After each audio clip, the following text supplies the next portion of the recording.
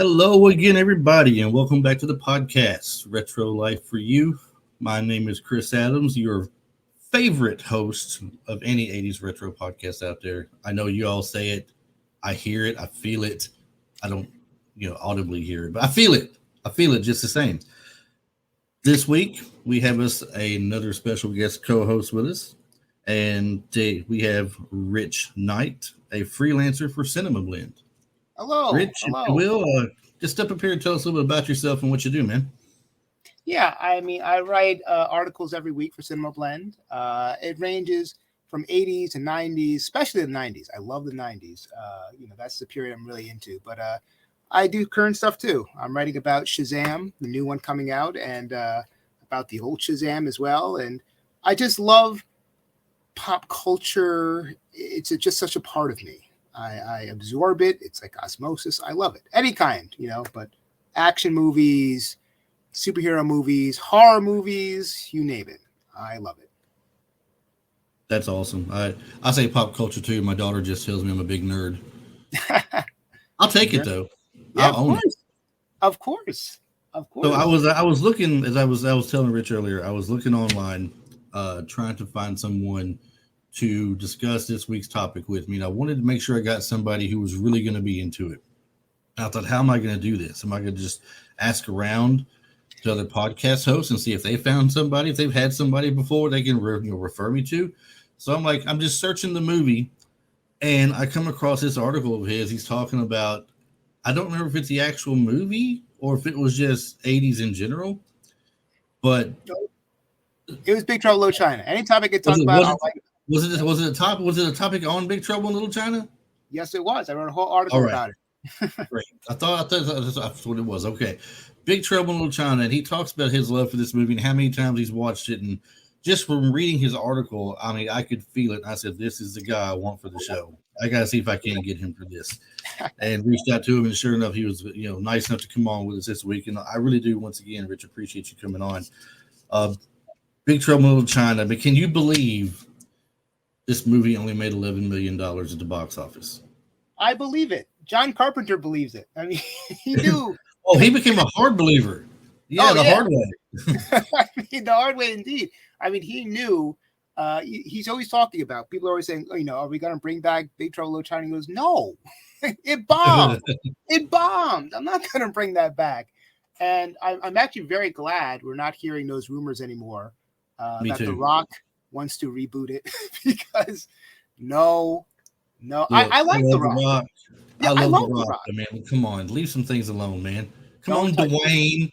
Yeah. Take your Shazam, or I'm sorry, not Shazam. Black Adam. Take Black Adam and run with it, man. Go a different route. Leave the 80s alone. Leave them alone. There's some movies. Some movies you don't want to see redone. Absolutely true. And you know what? I don't know if I would say leave him completely alone in the 80s. I can't really think right now any movies I could see him in, but definitely not Big Trouble in Little China. Do not touch it. When they when they remade Total Recall with Colin Farrell, it was soulless. It was awful. It was just missing all the great elements of the original movie. So, please, if you're gonna remake something, do it with heart, do it with passion, with fire. There's been some movies that I've said that I feel like are in my no touch zone. Obviously, Big Trouble in Little China is one of them. The Last Dragon is another one. Good one. I don't think anybody would want to remake The Last Dragon because of the story behind it. They'd probably tweak the story to something more modern or something, but I hope they don't touch it. And I don't want anybody redoing The Goonies. Okay, right. Now, if they want to talk about extending the Goonies and bringing the original cast back that they can, as much as they can, and maybe having it being about their kids taking an adventure in Astoria. Let's say they don't live there, but they've all come back together, and boom, there they go, their kids. They all make good friends with each other, or they've known each other already, and they take an adventure like their parents did. Maybe I can get into it. I don't know. But I mean, still. Big Trouble in Little China, though, don't touch. There's so much about it that was great. For the for the fans who loved it, and maybe not for the critics, but I don't care what the critics like and what they don't, because these are the people who say the piano and Le Chocolat or something like that, or I don't know, Schindler's List, and all these things are the greatest things of all time. And I've got no interest in any of them. They don't do it for me. Well, you know what? Here's what I'll say. Like I love everything. Like I love Schindler's List. I love Chocolat, or I think that's what you said. I also love Le Chocolat. You know, I love all those things. I love Kurosawa films, but again, Big Trouble in Little China for me is it just, you know, a lot of people say Big Trouble in Little China is a good bad movie, and I'm like, no, it's a good movie. You know, like Troll 2 is a good bad movie. You know, The Room is a good bad movie. Like those are good bad. Batman and Robin, a good bad movie. They're bad, but Big Trouble in Little China, I think, like, is not a bad movie. It's schlocky, it's camp, but I mean, camp is great. I think camp definitely fits in. I mean, it's a genre of its own, and this is just such an amalgamation of so many different genres, like thrown together. It's a comedy, it's a kung fu film, it's fantasy. It's, you know, I mean, people love to talk about how Star Wars is this amalgamation of Westerns and samurai films, but Big Trouble in Little China, it's no Star Wars, but I think, again, it's something that is genuinely good and not just a good, bad movie. Right, and you know the original screenplay for this was written by Gary Goldman and David Z. Weinstein or Weinstein or how he pronounces it. It was envisioned as a Western. Yeah, in the 1880s. Yep, get a horse instead of his truck. Yeah, so now they went and they brought in somebody else to help retweak everything, W.D. Richter, to rewrite and make it a little bit different. And then they come up with this, and then Carpenter rushed to get it out before Golden Child came out the year because it was a similar style movie. He wanted to get out there and beat that to the box office. And I guess in his haste in doing it, they grossed $11.1 million in North America, below its estimated $19 to $25 billion budget. Oh, now, if that's what it, now I wonder, I can check real quick here to see. Oh, yes, that's not just U.S. That's U.S. and Canada. And worldwide. Boy, global. That was a worldwide gross, $11,100,577. Oh, so I can see how Carpenter doesn't want to touch it again. I can see that. Right. Well, that's true, but I mean, The Wizard of Oz didn't do great when it first came out. It's a Wonderful Life didn't do great when it first came out. I mean, it's Big Trouble in China has evolved so much. It's first, it was a cult classic at first. I think it's bigger than a cult classic now because I think so many people know about it outside of the people who have seen it. So I don't even consider it a cult classic anymore. Right. I don't know if this is true or not because I've heard this story many times, but I'm told that Big Trouble in China is like a spiritual successor to Buckaroo Banzai, and that is a cult film. That is very much a cult film. Yes. But yes, I remember that one as well. Definitely. And this movie had some good names in it. I mean, some great names. I mean, Kurt Russell and Kim Cattrall themselves. Kim Cattrall hadn't quite reached that level that she achieved at that point. I believe she'd been in Police Academy. Yep. And I don't know a whole lot about her before that other than Mannequin. Obviously Mannequin. But Kurt Russell, Dennis Dunn, James Hong, and James Hong and Victor Wong have been in a lot of stuff. You know, we've seen that you don't think about it because they're not the star of it. Right. But those two guys have been in a lot of great stuff we've watched over the years. They're in The Golden Child together. Yes, no. Yeah. That's another thing. I was going to bring that up. That's another thing. The movie they were trying to beat to the box office, they are in that movie as well. So they're playing both sides. I mean, you can't make this up. You really can't make this up. It's the best. You know? Now, the rest of the people, from the movie, I can't say that I've seen in a lot of other things, except for Jeff Amata. And Jeff Amata, he's been a stunt man, a fight choreographer. He's had roles like he played in this one where he's a gang member or some kind of a fight scene of some sort where he's the main bad, one of the hood bad guys or something. Right. But nobody else I really recognize from anything else I've watched over the years. Or if they were, I just can't place them there. You're right. I mean, I haven't gone exploring to see their other work, but those are the ones. Yeah, Kim Cattrall, James Hong, and Kurt Russell basically are the ones who the big names of this film. And Yes. you know, I thought about testing you at first. I thought about testing you. you can I was test me a little bit. I was going to read this little bit off to you. I didn't get it to copy it or anything to write it down or get it on the computer, so I can't do it now. And I can't quote it word for word, but I was going to read it out to you and see if you could finish the sentence because it's an ever popular line. Okay, try it. Well, it's one of his popular lines anyway that he has in the movie. Okay, try it. It has something along the lines of when some 8-foot guy comes up around the corner at a bar and pulls you around and threatens to whip you and everything, and he looks at you and says, "Hey, Jack Burton, have you paid your dues? The check is in the mail." The check is in the mail. Yes, sir, the check is in the mail.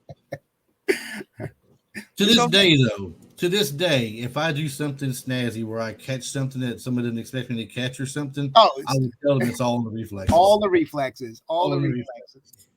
You can't help it. It's so much fun stuff to quote from it. There's so many. I mean, I always because most people I know, my friends all know, but like other people, they'll say something and like if I am in agreement, I'm like, indeed, and they're like, what? Like, why did you do it like that? The movie itself, we're going to go back when it first came out and thoughts on it again because I mean, look, I don't know about you. I'm 49 pushing 50. I can't tell you what I watched exactly in the 80s and what I thought about it then. But I can tell you what I think about it now. So go ahead and just give me a rundown of the movie from the start to beginning where he's in the truck. I mean, the way his actions are, he's real confident about himself, It's like he knows the world revolves around him or something. Give me your take on the character of Jack Burton. I mean, the reason why Big Trouble in Little China works so much is because, again, the hero is really the sidekick. But he doesn't know that. He has no clue whatsoever that he is not the hero. Like that great scene when when Jack shoots somebody. And you can tell it's for the very first time because you can see the expression on his face. And then, and he's like, is that your first time plugging somebody? He goes, of course not. Like you can tell, he shoots the ceiling and it falls on his head during the big climactic scene. And like, it's so great because, like with Green Hornet with Kato, like Kato is really, the star of everything. Right. But the thing is, even though Jack Burton is not the hero, he always thinks he is. And what's cool is that he does kill Lo Pan. I mean, he does. Like, it's all in the reflexes. He's the one who does it. Right. He's the one who does it. But, Kurt Russell is just such a versatile actor, to go from The Thing and to go to Escape from New York as Snake Plissken and to do like these really macho, tough roles and bring that to Big Trouble in Little China, which is a comedy.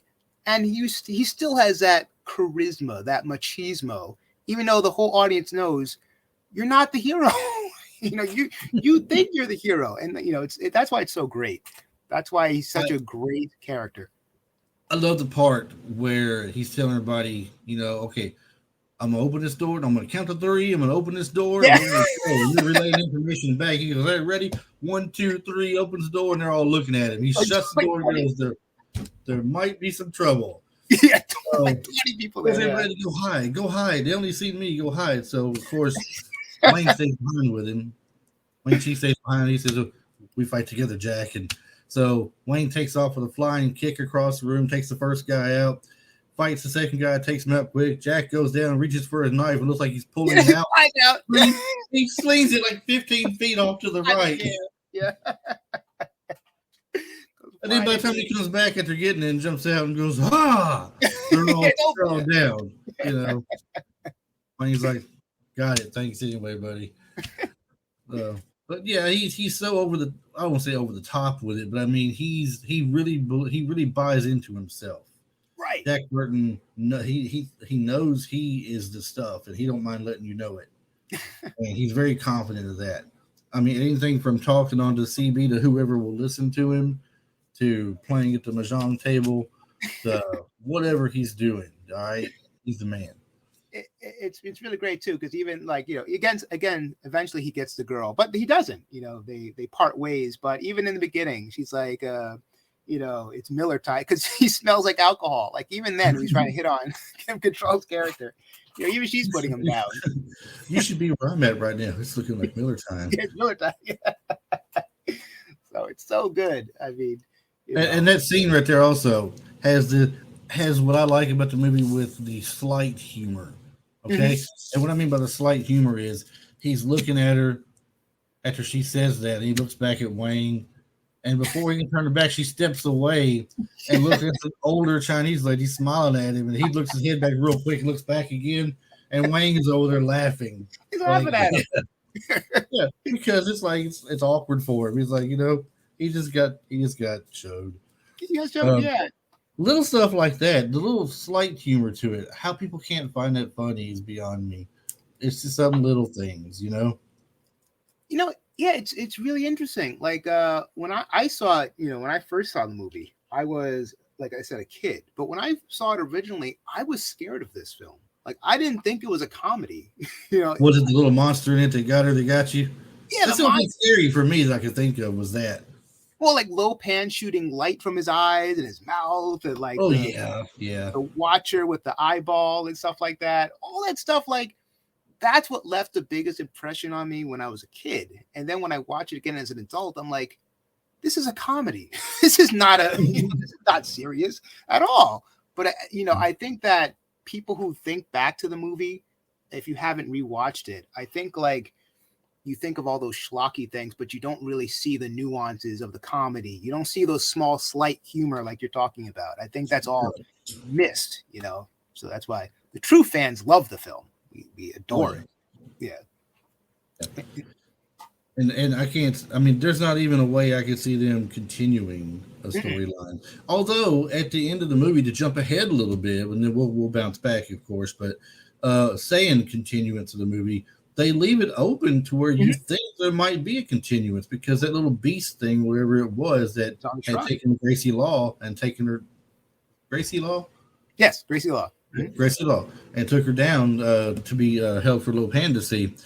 That thing pops up from the back of his truck. Yeah, it's there. As he's talking on the radio about things he's seen and all this other stuff, and all of a sudden that thing pops up, and then goes off straight to the credits. So yeah, I mean, it does seem like it is leading up to a sequel. And there have been follow-ups to it. Like I actually bought. I know some people can see it, but I bought Big Trouble in Little China. It's called Big Trouble in Mother Russia. It's a book of Big Trouble in Little China. Follow up. And there are comics as well that follow up, but none of them have the same humor as the movie. They try way too hard you can't capture that lightning in a bottle. You can't. Right. So. And that was a book you showed me, or? Yeah. It's Big Trouble in Mother Russia. Yeah. I have never heard of that before. Mm-hmm. Yeah. It's okay. I mean, it's fine. It's not the best, but it's not, again, what is Big Trouble in Little China? You really can't recapture that. I mean, it's still awesome to know, though.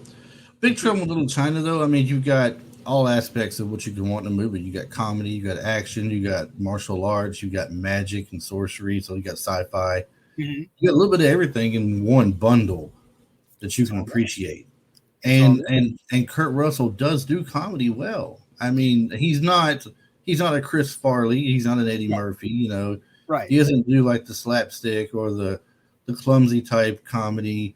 He's not real witty and come back with something just like that off the top of his head fast or something, but he does play the comedic roles well. His timing is good. Even in an action movie like Tango and Cash with the little one-liners. Oh, yeah. I mean, he's got that touch for that. So Overboard was a great movie with him in it. Then, of course, you mentioned earlier, oh, my gosh. Oh, Escape from New York? Or No. Well, Escape from New York was great. Escape from L.A., Escape from New York, both those with Snake Plissken. Um, did you mention the football movie? Was it Best of Times he was in? oh, I didn't mention that. No, but no, that's not the movie though. I have it in my head too, but I can't think of it. It's a shame. We just said this like a few minutes ago. We're gonna go back and rewind this later and look just to see and go But still, the whole point is though is his comedic timing and how great he does things. Even it's funny because like even in something like Tombstone, which is like a serious movie, like he brings that kind of wink and nod even to that role. That anything he's in, there's that element to Kurt Russell. That's why he's such a fascinating actor. And you don't know whether to laugh or to be in awe with what he says in that movie in Tombstone when he's talking to Billy Bob Thornton's character. You're going to skin that thing, or you're going to sit there and bleed. Yeah, I mean, it's like that's pretty cool. Yeah, that's cool. It's kind of funny too, but it's not really ha funny, right? Yeah, it's just the little things like that. Like we said earlier, it's always the little things, and he's great at that.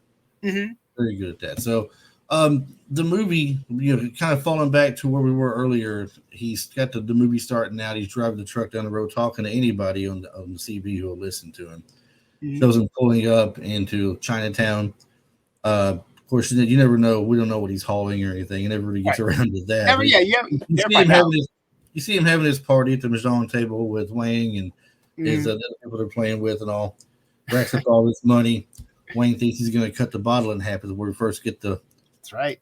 First get the saying it's all on the reflexes, Reflexes, yep. Where the bottle doesn't slice in half and flies at his face. To see them get past the airport scene and go to the alleyway, they're determined they're going to get her back and they're going to take care of business. And you see this little thing coming at him. He's like, hey, these people, you call them, and I didn't forget the names of the gangs. I'm not going to lie. I just watched it an hour ago. These yellow turbans. He says the Chang Sings. He says the Wing Dings. He says Wing Dings. Yeah, he goes to the Wing Dings. And he's like, no, Chang Sings. He goes, they get enemies, the Wing Kong, who wear red turbans. He's like, oh my God. Yeah. You see these guys pop up, come circling around the truck. They could care less about the two in the truck. They want the ones in front of them out there. So they're ignoring them and moving on, right? Yes. But the fight in that alleyway, if you were a fan as a kid or even as an adult or watching good fight choreography, was fun to watch. They had some good fight stuff going on there. And I'm sure Jeff Amata had a hand in all that as well, because that's one of the things he does best, is fight choreography. When it come down to it and the three storms appear, though. Oh, yeah.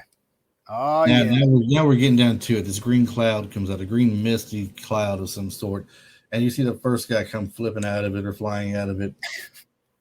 Then you got rain. Yep. That was thunder. Then you got rain. Then you got lightning. Of the three that when they came out, who do you think made the most impactful entrance of the three? Well, this is because they're all trying to look bad when they come out. Well, this is how I knew. Okay, so when I watched it later as an adult, this is the scene I knew this was a comedy because Rain pops out with like back scratchers as his weapon. Little metal back scratchers, and the other group falls with these little spinning helicopter blades on his hand. Like, what's he gonna do? Is he gonna hold him up and fly away or something? Or? And then they show like this extreme close up of like a funny face he's making. And I said, what is this? I was scared of this. So, yeah. I mean, the best is definitely out of the three. I mean, Thunder is the one who has the most personality. He's the one who's, I guess, the leader. He's like, we want to do, and stuff like that. I mean, he's a leader. He shows up first. He's got his little intro bit. He's like a professional wrestler coming to the ring. There's no background music, but he's doing his little moves and letting his yells and his scream. And then the other one comes out for the lightning, and I'm sorry, the rain, and he's just slinging his cloak around and kicking his leg around like he's a dancer. And then lightning comes, down straight down from the sky, and the first thing you're thinking is Lord Raiden from Mortal Kombat. Exactly. That's what you're thinking when you see it. Then they pull out the weapons, and then once again, Thunder wins with the weapons. He's got these two cool looking knife things with the circle blade, and then the blades on top, and the way he presents them. And then here comes the goofball dancer with his long back scratchers.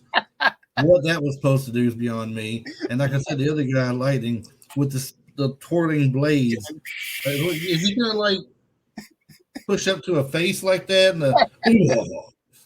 and slice their face off with it? What's it supposed to do? Does it deflect bullets? Don't matter. They're bulletproof, obviously. I have no idea. Yeah, they're just standing there. Yeah, they're shooting at him. Yeah, I mean, so that always blew my mind when it came to that. And that was just for effect and for looks and everything. Oh yeah.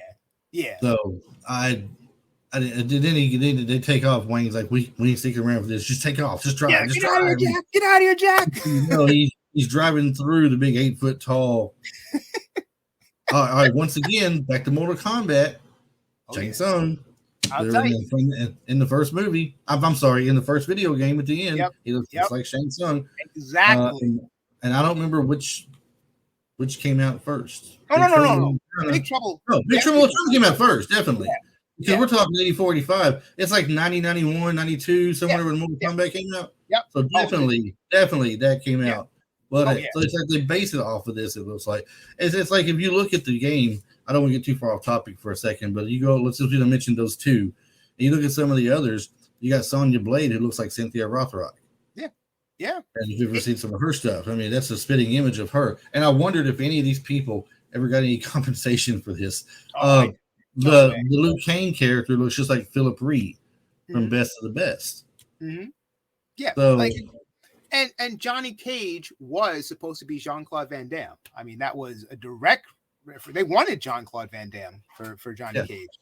So, well, it's funny, and I know we're a little off topic. I don't think we're that off topic. I mean, again, not really. is definitely ripping off a Big Trouble. It is definitely, But my daughter's name is actually Raiden for Mortal Kombat, and my daughter's middle name is actually Gracie for Gracie Law. So that's see, that's cool. That's cool. So, I mean, that's how much I love Big Trouble in Mortal Kombat. I'm that big a fan. Oh, they can combine the two. Yeah, Big Trouble in Mortal Kombat. Yep, great. Raiden Gracie. They have Jack Russell. Oh, Jack Russell. That's a werewolf by night. But I do love Moon Knight. I tell you what, they could. I just called him by both characters. I know.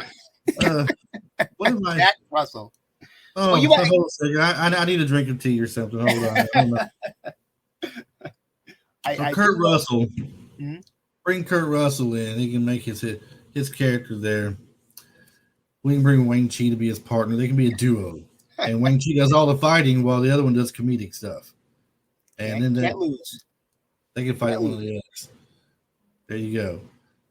But again, the cool thing about Big Trouble in Little China, we're at a good part in the movie, is that like every single actor, even like Eddie Lee, and because I've seen this movie so many times, that like Eddie Lee has some great lines too. His comic timing is great. I feel like, of course, even Margot, even like, all of the characters I feel are memorable, every single one of them. And it's not just like, Kurt Russell steals the show. I feel like every time one of them has a moment, they steal the show in any scene they're in. It's never boring. It's never a boring film. And that's why, like, some of my favorite parts are like, with the rain or thunder or lightning, because lightning does not talk throughout the entire film. He does not say a single word. Right. Not one. Not one. Rain says, "You are nowhere," and stuff like that. Like, it still brings such personality, like when he's flinging the swords around, but we'll get to that. But then you got, Thunder, the one talking who can speak English, the least. Yes. Yes. But so far the least. I mean, I don't know how well Lightning spoke. He didn't speak. But at least Rain spoke, better English. Right, yeah, but they gave him the most lines. Spokesman for the group or something. Yeah, they gave Thunder the most lines, which is great. It's speaking of, these particular characters, the Storms and Jack and Wang Chi. Jackie Chan was Carpenter's first choice to play Wang Chi? That I didn't know. I had no way he was getting Jackie Chan. Super It says I got some little, on IMDb into their little fun trivia stuff about the movie. Jackie Chan was John Carpenter's first choice to play Wang Chi, but producer Lawrence Gordon was highly against it, fearing Chan's English wasn't good enough after seeing his performance in Battle Creek Brawl and The Protector. Oh. But Carpenter wanted Chan after the success of Police Story. Yeah. Chan declined, and Dennis Dunn was cast instead. All right, so the whole point of this little bit of trivia is that they didn't cast him because of his English, but he was okay putting the guy playing Thunder and letting him talk. Well, I mean, Wang has a lot of lines. I mean, he's speaking throughout the whole entire film. So, like, I don't know. I think Jackie Chan. I can't see Jackie Chan in that role. I think because Wang is great, but I feel like if Jackie Chan was in it, it would become more of like a stunt show. I think it'd be, because I love Jackie Chan. I mean, again, but I feel like that would be more of the focus than the story that we got. So I'm very glad we did not. I didn't know that. I actually never heard that before. I hadn't either until just today when I saw it earlier. I was like, that's a good one to bring up right there. Because I did not know that. I mean, I've heard others in the past, like Tom Selleck turning down Indiana Jones. Right. And, them not wanting Eddie Murphy for Beverly Hills Cop. I think it was offered to Stallone first, but he said it's not his kind of film. Wow. And then later on, he took that storyline. Stallone kind of rewrote Beverly Hills Cop for him to where it would fit him, and they didn't want to go that route. So of course, since I guess he wrote it, he took that, and that's what became Cobra. Really? Yeah, funny enough. Cobra is an interesting film. That's an interesting Yeah, it's a monster on its own right there, isn't it? Kim Cattrall and Kurt Russell had a really good great chemistry. Chemistry together. I thought they did real well. Oh, excellent. It's like they were natural, like they would run each other, like they knew each other for years or something. Yeah. It really, and again, Gracie Law is an excellent character. I mean, on her own right, she's a great character. A lot of times I judge characters by like if they were in their own movie, like if like kind of like Better Call Saul. If they got their own thing, could they survive in their own film? And I think Gracie Law could be in her own film if there was ever one made. I think she's really great, Kim Cattrall, in that character. Yes. Now, I always wondered why they started out the way they did. Movie. I mean, I thought they could have just opened up with, Jack Burton going down the road in the Porkchop Express talking on that CB. They could have stretched that out over 5-6 minutes, different stories of him talking, and then letting credits roll on the front, stuff like that. But the first scene of the movie, Egg Shen. It's not him doing it. It's Egg Shen. Yeah, Egg Shen the lawyer. Yep. You leave Jack Burton alone. Yes. Yeah. We owe him a huge debt. Yeah. But they said, according to Carpenter, the opening of the film with Egg Shen in the lawyer's office was added in at the request of 20th Century Fox executives. Really? Because it said in order to make Kurt Russell's character, Jack Burton, more heroic. They didn't get the idea of Jack being a sidekick rather than a hero. Without the added scene, the film would have started with Jack driving to San Francisco. Right. Which I think they could have got away with that just fine. That would have been an interesting start to it. Him telling his little stories like he was and stopping for the credits to roll through and everything while you hear him in the background talking. But, I mean, I'm not saying adding the scene was a terrible move either. It was nice. It was okay. It's kind of a prelude to what we're going to see. They go back in time to show you what happened while they're in the lawyer's office right now. But I just don't know if it was necessary, though. That's really interesting. I'm usually adamantly against studio intervention. I'm like, all right, just leave it alone. Like, but I mean, thinking about that scene, for the reasons they said that, like, it makes Jack sound a lot more heroic. I agree. I mean, I actually agree that from another character's perspective, saying like how, he did such great things and this magician, he's showing magic, is talking so highly of Jack Burton. Wow. I think that's one, I agree that they could have started just in the Porkchop Express, but I really think that scene does add a lot to the film. I didn't know that. You're really giving me a lot of stuff I didn't know. I guess I didn't. I tell you, mentioning the Porkchop Express, I I like to collect. I see you had Yes. the pop or Gracie whatever. Law. Yeah. Yeah, the pop vinyl. I like to collect the vehicles, the cars and Oh, such. cool. And some of the stuff. So like I've got, you can't really make it out too well behind me on that shelf because all you can really make out is the Flash, probably in the maybe the Mystery Machine. I don't know. Yeah, Mystery Machine. I see that. Yeah. Like I see, I got the Mystery Machine. I've got the Smokey and the Bandit car up there. Nice. I've got the Impala from Supernatural. Nice. Got like the original Batmobile, the Christine car, the DeLorean, the 18 van, the Fall Guy truck, Knight Rider and his not just kit, but the opposition of car. I would love to have the Porkchop Express. Right. Oh, they need to put that out. I mean, I wish they would continue that trend. When I was buying these back here, the only one I didn't get at the time was Ecto 1 they had out, and I missed out on it. Mm-hmm. I wish they would continue that trend and take vehicles from the movies and the TV shows and put those out for people who might collect stuff like that. Because you could get like the motorcycles from Chips or something, or of course there's Magnum's Ferrari, that's always been available, or the Lambo from Miami Vice, things like that. But the Porkchop Express would have to be, it would go right up there next to my Optimus Prime. I got the diecast version of Optimus Prime up there. It'd go right next to that perfectly. I bet you it's out there, but it's so obscure probably that it's worth like hundreds or thousands of dollars.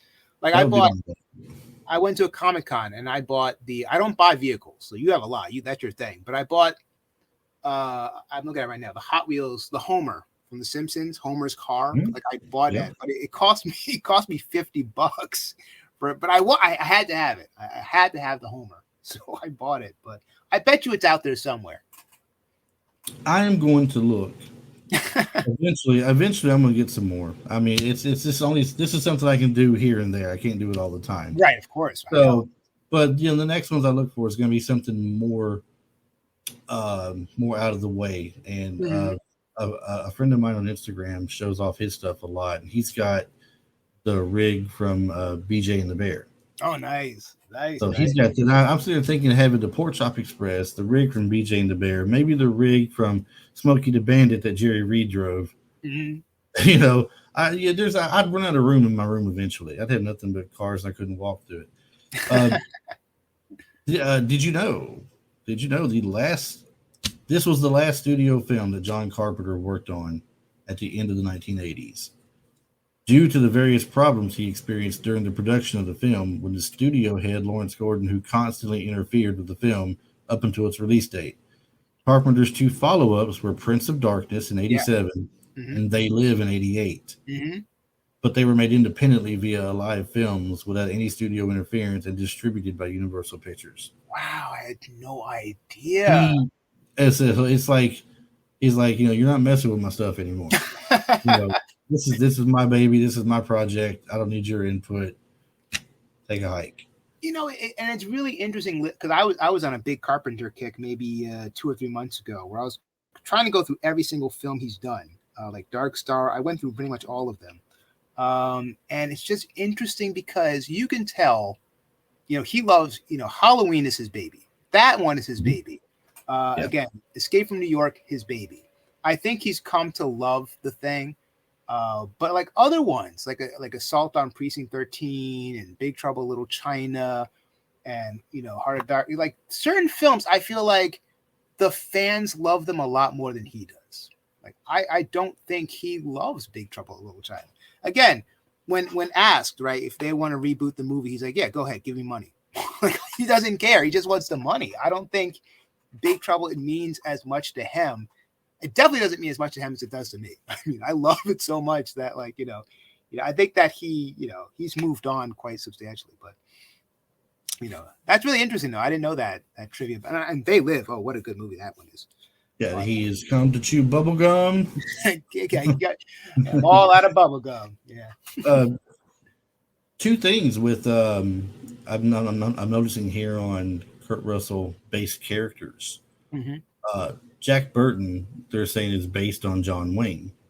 Okay, yeah. Mm-hmm. And Escape from New York, he based Snake Plissken on Clint Eastwood. Yeah, no, I did hear that one. I definitely knew John Wayne was the inspiration for that, which is why it's so comical. Because John Wayne would never be seen dead in a movie like Big Trouble in Little China. That's so much farce. Though he was in The Conqueror, and it's Genghis Khan, which is pretty terrible. So Yeah, and I wonder, I can't help but wonder. These are some of the questions that people tell me, like, don't ask these questions because you're just gonna just sit there and think about it and never get a real answer out of it, right? okay. But Kurt Russell turned down the lead role of Connor McLeod in Highlander to do this movie. I'm thankful that he did. But for his career, could he, if he had played Connor McLeod, or the Clan McLeod, and was the Highlander, would do you think that would have done better for him than the $11 million he made in Big Trouble in Little China? Would it have really adjusted his career any better than making Big Trouble in Little China? I think the best you could say is like, look at Christopher Lambert. Like, what did it do for him? I mean, first of all, Highlander 2: The Quickening is such a disaster. Like, I don't think it would have really changed Kurt Russell's trajectory of his career if he had picked that. I mean, I think it's definitely a better move for Kurt Russell. It's definitely a more interesting film in his filmography, Big Trouble than the Highlander. But I don't know. It's really interesting. Highlander as a franchise, which I also love. I've written about Highlander too. It's a pretty crappy series overall, even though I love it. And I don't think I was not a fan of Highlander too much. I mean, I like it, but I'm gonna tell you, the only Highlander that did anything for me was the TV series. Yeah, I mean, the TV series is awesome, and that's not, I mean, even though Christopher Lambert appears in like 1 or 2 episodes, like that's a different person. That's not the same. I can't think of his name right now, but the black-haired guy. What, the character or the guy's name? No, the guy's name. The Adrian Paul, I think. Adrian Paul. Like he was in he's in Highlander 5, The Source, 4, 3. So they can't bring the characters together. The Duncan MacLeod and Connor MacLeod. Right, Duncan MacLeod and Connor MacLeod in 4. I think it's 4. But yeah, I mean, really, a lot of people associate Highlander more with Adrian Paul because of the TV series. So I really don't know if Kurt Russell would have been better off doing Highlander. I mean, he did Stargate, so I mean, so he. Well, and I like Stargate. Funny enough, awesome. I mean, it's but I didn't like the series. I like the movie. Yeah, the movie's great. It's just opposite for me on that. Yep. Patrick Laberto, I had him on the show about a month or so ago. If you're not familiar with the name, he did summer school, ski school. He was in Heathers. He was in Little House on the Prairie. He's in the Three Ninjas as one of the goofy thugs who's trying to kidnap the kids. Really good guy. Good guy. Funny, good actor. He's the one that told me. I brought it up to him. He was talking about some of the roles he had tried out for.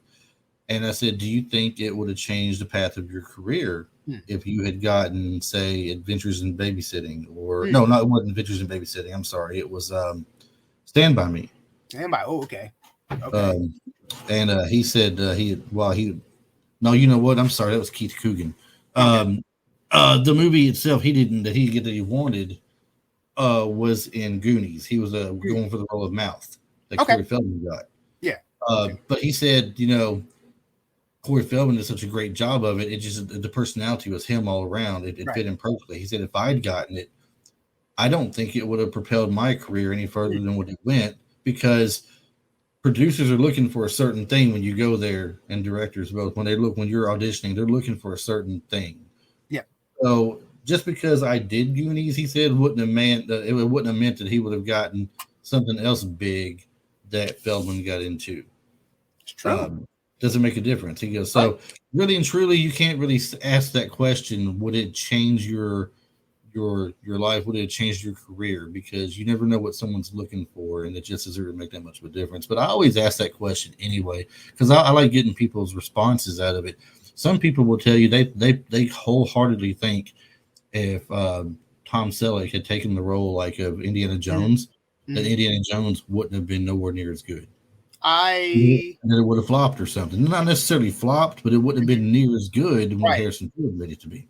I mean, thinking about, because I've thought about that too. I really think because Harrison Ford makes that role, that character. I mean, that character in someone else's hands could it's like a standard action star. But the way he looks, the way he sounds, the way he acts, I mean, I think it's all just a culmination of everything. He is Indiana Jones, right?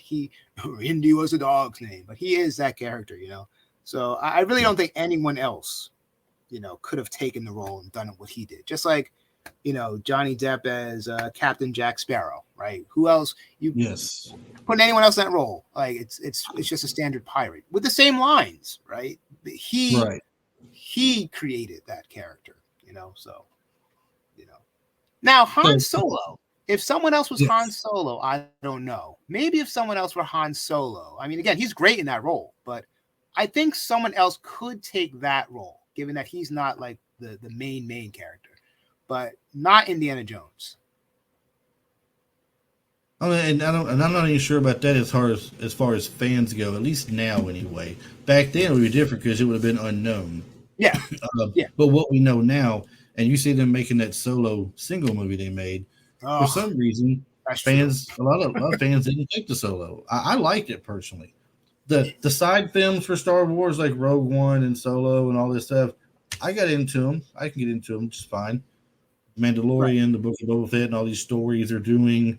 I get into all this, but to say that the guy didn't play a good Han Solo isn't really fair because they're so used to Harrison Ford being what he is. Right. He's trying to pull it off. Right. He's trying to play Harrison Ford, which is not fair. You can't play Harrison Ford. He's more playing Harrison Ford than he's playing Han Solo, I thought, in that movie. But we went on a long tangent. But I know. So back to the movie in a sense here, okay? This happens every show, I'm telling you. Always off topic. But this is fun stuff to talk about, though. I mean, the fourth of 5 movies John Carpenter and Kurt Russell had done together. Mm-hmm. There was Elvis in '79. Yes, I haven't seen Elvis. That was like a show, though, like a miniseries. Yeah, right. Escape from New York in '81, The Thing in '82. And then, of course, there was this movie. Now, Russell was hesitant in taking the movie because he had a few flops already. Mm-hmm. And this is Carpenter reportedly told him that he didn't really care about his flops. He just wanted to make a movie with him. Mm. So if that's the case, I wonder how much he changed his tune when he only saw the 11 million ring of the box office. Well, when they took the loss. He came back for Escape from LA, but that was in 90. But you know what though? 96. 96. But Escape from LA though, everybody was already vested in Snake Plissken. That's true. They knew what they were going to get with that. So that's true. I get that. I get that for sure. They mentioned that problems began to arise when John Carpenter learned, you mentioned earlier, The Golden Child. Yep. He learned that Golden Child in '86 featured a similar theme and was going to be released around the same time. As it happened, Carpenter was asked by Paramount Pictures to direct the film. He remarked in an interview, "How many adventure pictures dealing with Chinese mysticism have been released by the major studios in the past 20 years? For 2 of them to come along the exact same time is more than just mere coincidence." So to beat the rival production of being released in theaters, they went into production in October so that it could open in July, 5 months before The Golden Child, as a Christmas release. I think he's insinuating that somebody leaked a little information somewhere. And there's going to be some competition. It's like looking at Armageddon versus Deep Impact. I know. But there's so many of those, even this year. You had Doctor Strange and the Multiverse of Madness, and then you have Everything Everywhere All at Once. Like this whole multiverse. It happens so often. Like I don't get it. I mean, Volcano and Dante's Peak. Right. You had 2 different Truman Capote movies in one year. Like the way I used to look at it was Armageddon was all action, and Deep Impact brought you story. Oh, I love Deep Impact. But you also got action when the meteors finally hit, right? And 2 of them, I believe 2 of them did hit. Yes, I think Deep Impact is definitely the better movie. No, 1 hit. They flew their shuttle into the other one and it exploded. That's what happened with the other one. Armageddon from beginning to end though was action, adventure, and a little comedy and everything. You mentioned, what was the other one we mentioned? Dante's Peak and Volcano. Dante's Peak and Volcano. Dante's Peak, straight action, a lot of it. Yeah. Volcano had to have a build up. Yeah. Story build up, which was great, I thought. Mm-hmm. And then boom, there it went. You got your action now.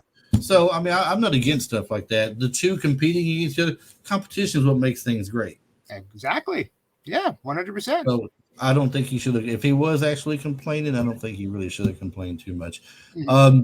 So to the movie itself, they're inside. They're going back now to get Gracie and to get Malian to rescue them. Finally, they go in. Nice. They're going in the underground. They slide down the fireman's pole down into the underworld that no one knows about except Egg Shen, I guess. I know. Oh, he's drank something that nobody. He's drank something. He can do things that nobody else can do. Yeah. What was that thing that popped out of the hole? Oh, I know. Oh, what the hell was that? Yeah, I love his reaction to that. Oh, It was great. And then they're going. They're sliding down. They slide into a little what looks like a fish place or something. Yeah. There's all kind of fish there. They land on it. That's got to be smelly for one. Then the one dude takes a bite out of one and offers him a little bit. He's like, no thanks. No thanks. But the big thing at the end there. So we've gotten from the alleyway fight, right? Mm-hmm. And now we got the big deal at the end of it. They're about to stand off and ready to go. They start screaming. Jack starts screaming. Pop, pop, pop. Shoots the ceiling. Stones come down and knock him out, it looks like, for a little bit. My favorite part of the movie. You think he's going to get his moment finally, right? And then he gets knocked out by some fall. It's like Barney Fife. He's like a Barney Fife in the movie. 100%. I mean, only he didn't have bullets in his pocket. I love though that they cut to the fight and then they cut back to him on the ground, like still knocked out. And he's trying to get up. The dude's coming after him. The dudes are coming to get him now. So he pushes his knife up to the bottom of it and lets him fall right into it. Then he gets this big heavy thing on him with the armor. And it's like, oh, classic humor. So great. I mean, you got the battle between Egg Shen and Lopan was fun to watch. But when they do that part, man, I was like, okay, now this is a bit much, okay? The people listening obviously can't see our hands if we're holding them like he was doing it, but you got Lopan like, and you got Egg Shen taking his little crystal crystal thing. He's pushing it back toward him. And like, yeah, that's right. We're bad. Both of them just stop all of a sudden. It's like both of them whip out their magic, and it's imaginary guys fighting with swords in front of them. Boom. And one big hit together, and they exploded, and now they're back to what they were before. It's the best. No, I mean, it's the best. It's the best. It's like my friend Travis, the co-host with me the entire first season, refers to this as the 80s cheese. He said they spread that on thick. Yeah, it's good though. I love it. Keep spreading it. But so we get the end of it there. He's got where he's rescued Gracie now. She's awake. She don't know where she's at first, but she knew she was going to get married. He's like, "What are you doing? I'm supposed to get married or something." They start talking and they start making out. Yeah, it's like it goes from being all this action fighting, and boom, they're making out. And you gotta have it. He's got lipstick all over him, which is hilarious. And no other film would you do that. No. The hero has lipstick on for his final all fight. Over his face. Then they go in the room and they find where he's got Malian, and they go there, and then it's Lopan and Thunder. Yeah, they've got Malian there, and he sees he's flesh now. Master, you are. Now he's like, now we have to go ahead and I guess he's saying they have to go ahead and kill her to make the other one happy now. There's two people they had to make happy. Yes. So Jack Russell comes up. Jack Russell, I did it again. Jack Burton. Yep. Jack Burton. He's not a dog for crying out loud, okay? He's not yapping and jumping 10 feet in the air. Jack Burton comes up with Gracie Law. Then all of a sudden you see Wayne Chi come flying around. But before Wayne Chi comes around, he's like, you know what old Jack Burton does in a time like this? Thunder's like, who? Who? Jack Burton. me. No, so you see Wang Chi, like 15 flips, somersaults in Lots there. of flips in the air. Pop. Old Jack just says, What the the hell? Let's go. So, get a little fight going on. Of course, he doesn't want nothing to do with Jack. He wants to go after Wang Chi because Wang Chi landed a blow on him. He hit him. Yeah. He didn't like that, so he took off after him. That leaves Jack there with Lo Pan. Yep. Immediately throws his knife at him, misses badly. It's a gong, yeah. And you're talking about scenes that make the movie. Mm-hmm. He gets the girls behind him. He's like, "Nice knife." Yep. Goodbye, Mr. Russell. I said Russell again, Mr. Burton. Yes, I can't get off Russell, man. I can't get off the name Russell. Jack Russell. I need to hang this. I need to just hang this gig up and quit. This is my last podcast, everybody. I can't get a name correct today to save my life. This is my last one, I promise. So he throws a knife at him, and he catches it and slings it back just that fast. Boom, right in the head. Right. And he just sits there. And I don't know if it's like over dramatic, but it's like hands are out like this. Yeah. And he just falls back. Boom. But when he does, this first Buddha monk thing statue just cracks and falls apart and falls into the next one and knocks him over like dominoes, so it hits the gong, which goes over and hits the next one in line, knocks the other ones down by him, and they're just all down. And he turns around and looks at the girls, they're like in amazement, and he goes, "All reflexes. It's perfect. It's perfect. Perfect. The only thing about the whole movie that stood out that I really didn't like too much, and we're at that part now, is when Thunder comes in chasing Wang Chi, and he sees it, Lo Pan is dead. What was the whole point of making him blow up like a hot air balloon? Here's what's because I've seen this movie so many times. It's actually foreshadowed that he can do this earlier in the film. Like he starts to expand early in the film when Jack was bad. Yeah, I guess it's just a self-destruct. I don't know why he would self-destruct, but I guess he was so. That's what I'm saying. Yeah. Why did he self-destruct? I have no clue. I don't get it. But that's one of the most famous scenes of his face expanding and his body, getting huge. And I mean, that scene alone from my childhood, that one really stuck out. Like, what is going on? It's crazy. Now, did you notice early in the movie, just to throw another little trivia bit at you here, when he goes into the brothel to try and find Yao Yin there, where the Lords of Death have sold her there, right? Yes. Did you notice that the suit that he was wearing, it's the exact same suit that he wore in used cars in 1980? I had no idea. I didn't either. It's little things like that don't stand out to me, I mean, it really stands out, the jacket. I mean, it's really something, but I had no idea that jacket was a homage or anything to something from else. Wow. I learned a lot. I'm glad I came. I learned a lot more about one of my favorite movies ever from this. That's really cool. I mean, this is what I like about IMDb sometimes. The things they put on there, the little tidbits you get. Says the studio pressured John Carpenter to cast a rock star in the role of Gracie Law, Jack Burton's love interest, and constant source of aggravation. For Carpenter, there was no question he wanted Kim Cattrall. The studio was not keen on the idea because the only time Cattrall was primarily known for was raunchy comedies like Porky's in 81 and Police Academy in 84. I've forgotten about Porky's when I mentioned I did too. I know she was in that. I forgot. Lassie.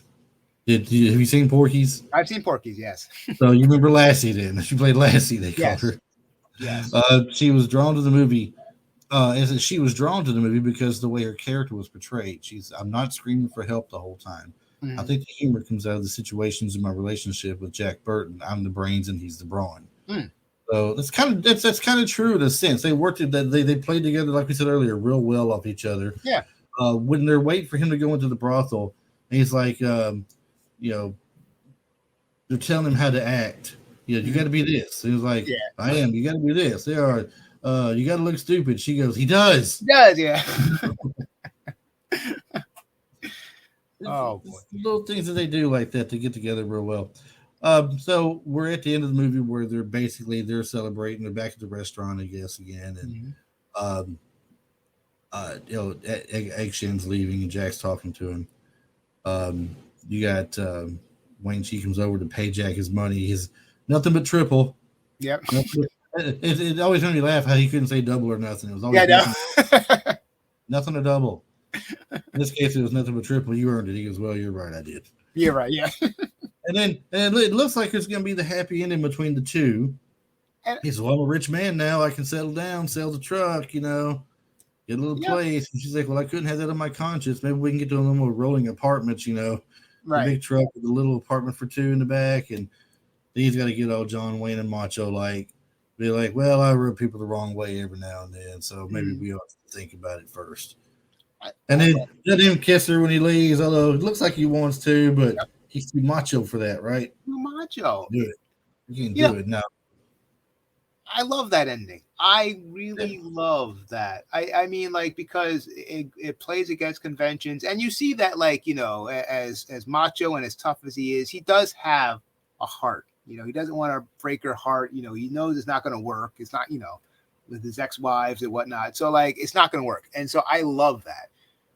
Then what follows after with the, like, back on the Porkchop Express with the monster and whatnot. That, if there's anything I dislike about the film, I think it's that. I think it's that. It feels so. And then top it off, you get your hopes up for things, I guess, or whatever. But neither girl really had green eyes. No, I know. Both of them have brown eyes. They wore contact lenses. Seriously, people, cannot we get some realism in this for just I mean, come on now. Let us have that. Let us have that. But anyway, I'm sure there's probably quite a few other little tidbits in there that you could probably find. There might be some more stuff you don't know about it. Check into.